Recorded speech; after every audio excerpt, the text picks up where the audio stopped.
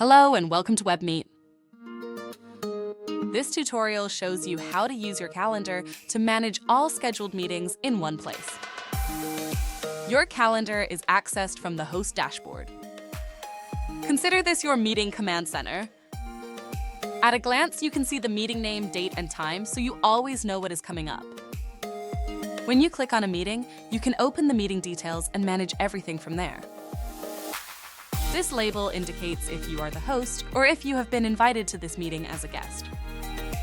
In View mode, you can see who has been invited and access the chat log for that meeting. In Edit mode, you can add people to the meeting, change the image, update the title, and edit the description. If needed, you can also delete the meeting. Then click Save. You can also start your meeting directly from the calendar, making it easy to go from planning to presenting in just a click.